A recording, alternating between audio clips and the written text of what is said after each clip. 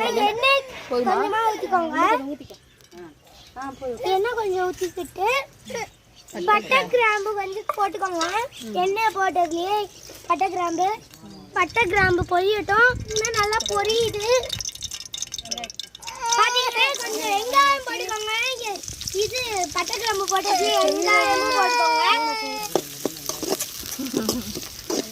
நல்லா வதக்கிக்கோங்க. எடுத்து பாத்தீங்கன்னா நல்லா வெங்காயம் வதக்கட்டும். நல்லா பாத்தீங்கன்னா கொஞ்சமா இஞ்சி பூண்டு பேஸ்ட் போட்டுக்கோங்க.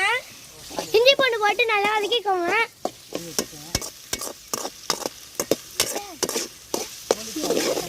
பாத்தீங்கன்னா தக்காளி கொஞ்சமா தக்காளி போட்டுக்கோங்க.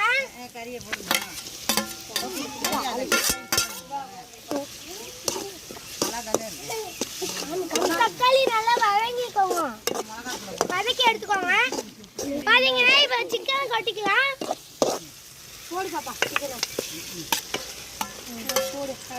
கொட்டி நல்லா வதக்கிக்கோங்க.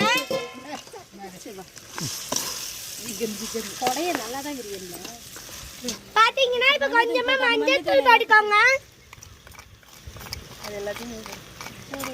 எல்லாத்தையும் பாத்தீங்கன்னா இப்ப மஞ்சள் தூள் கொட்டிட்டாச்சு. நல்லா வதக்கிக்கோங்க. அது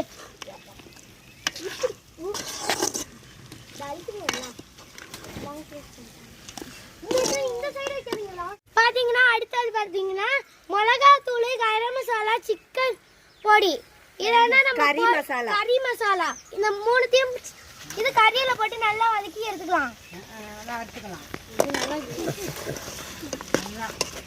கூட்டு போட்டு எடுத்துருவோம்.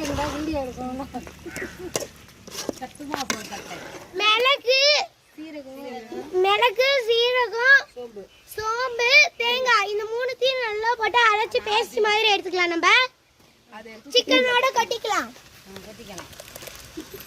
அப்படியே சால்ட் போடு. கல்லுப்பு போட்டுக்கலாம்.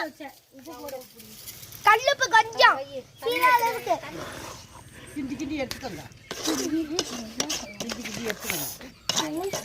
பாத்தீங்கன்னா மிளகு எல்லாம் பேஸ்ட் மாதிரி அரைச்சு போட்டதோட கொஞ்சம் தண்ணி ஊற்றி நல்லா குலுக்கி சிக்கனோட ஊற்றிக்கோங்க.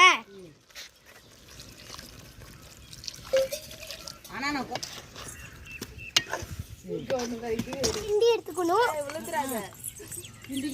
ஆனா கிண்டுறதுக்கு ஆள் இல்லை. இந்த பாரு தக்காளி செடியிலேருந்து பிச்சு போட தக்காளின்னு சொல்லு. ஏன்னா மூடி வச்சு கொதிக்க விடுறாங்க. நீங்க இட்லி கோப்பரை மூடி எந்த தட்டாலையும் மூடிக்கோங்க. பாத்தீங்கன்னா இப்ப நாங்க ஓபன் பண்ணி கிண்ட போறோம். கொதிக்குது.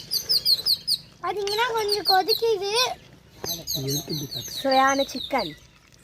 அதுக்கு தேங்காய் வச்ச முட்டையை நம்ம போட்டுக்கலாம்.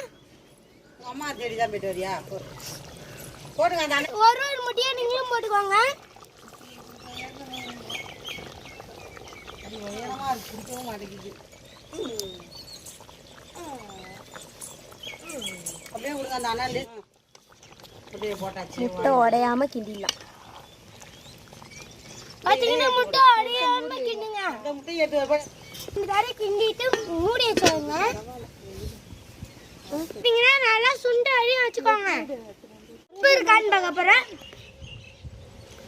எல்லாம் கரெக்டா இருக்கு. அதோட எல்லாம் பர்ஃபெக்டா இருக்கு. நல்லா வாசமும் வருது.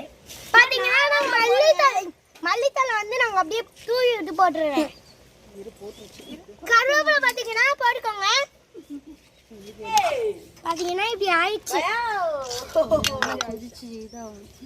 நல்லா கொதிச்சு நல்லா தண்ணி சுண்டாட்டி நீங்க சாப்பிடுங்க. செஞ்சு பாருங்க. சமைச்சு முடிச்சிட்டோம். சாப்பிட்டு பார்க்கலாம். செம்மையா இருக்கு. வீட்டில் ட்ரை பண்ணி பாருங்க. பிடிச்சிருந்தா லைக் பண்ணி ஷேர் பண்ணி சப்ஸ்கிரைப் பண்ணுங்க. பக்கத்துல இருக்கு பெரிய தட்டிடுங்க.